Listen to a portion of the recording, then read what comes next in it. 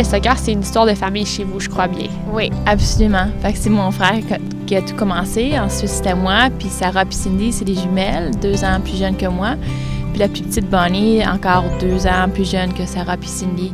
Puis tout le monde ensemble, on jouait, on allait tout le monde en famille dans le gros station wagon. Puis peu importe qui jouait, on allait regarder. Fait que c'était comme une ambiance de sport tout le temps. Ça serait quoi ton plus beau moment? Oh wow! Peut-être le premier match que j'ai joué en 99 aux États-Unis pour la Coupe du Monde. Embarquer sur le terrain, étant partante, entendre l'hymne national. Puis aussi mon début avec l'équipe, c'était partagé avec Cindy. Fait que ça aussi, c'est un moment spécial. Dis-moi, quand t'avais arrêté, toi, comment t'as pris cette décision-là? Il y avait une autre fille, Martina Franco, qui a un bébé en même temps que moi. En 2010, début de 2010, puis on voulait tous les deux retourner. J'avais l'intention durant ma grossesse, puis tout de suite après, je m'entraînais de retourner avec l'équipe, mais l'équipe était basée, c'était Carolina Maracci qui était l'entraîneur dans ce temps-là, puis l'équipe passait beaucoup de temps en Italie. Fait que j'aurais besoin d'aide pour faire le voyagement et puis de quelqu'un de rester avec moi dans l'hôtel. Puis l'association canadienne a pas beaucoup d'argent pour les femmes. Puis c'est décevant, mais ils pouvaient pas supporter, ils pouvaient pas soutenir 2 femmes avec 2 enfants sur la route. Fait que on s'est dit, bon, ça me fait de la peine. J'étais pas prête pour prendre ma retraite, mais j'ai pris ma retraite à ce moment-là.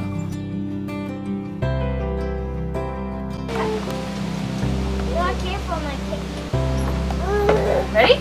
Et au niveau de la famille, là, t'es rendue avec 3 enfants. Comment tu vis ça, la vie familiale? Ah, c'est le fun. J'ai un grand, Jack, il a 5 ans. Il va commencer la maternelle très bientôt. Puis j'ai des jumeaux, Cam et Eve, 15 mois. Alors, c'est du sport, c'est beaucoup de bruit, beaucoup d'activités chez nous. Puis c'est pas facile, des journées, pas beaucoup de sommeil. Mais je peux dire que c'est le plus grand challenge que j'ai eu dans ma vie. Mais plus que le sport, c'est très, très, très différent. Mais je l'adore. Je ne changerais pas pour n'importe quoi, là. Puis aussi que mes sœurs, eux aussi, ils ont des enfants. Fait que beaucoup de cousins, des cousines, partout dans la maison. Fait que c'est vraiment le fun. Tu enseignes le yoga. Comment tu as commencé ce sport-là? Bien, le yoga, pour moi, ça a commencé durant ma carrière. J'ai eu une grave blessure à mon genou en 2002. Puis par après, j'ai subi une autre blessure en 2007 avec une chirurgie. J'ai pratiqué un petit peu le yoga avant ça, mais j'ai vraiment embarqué dans le yoga après ma chirurgie. Puis ça m'a beaucoup aidée, autant que sur le plan physique que le plan mental.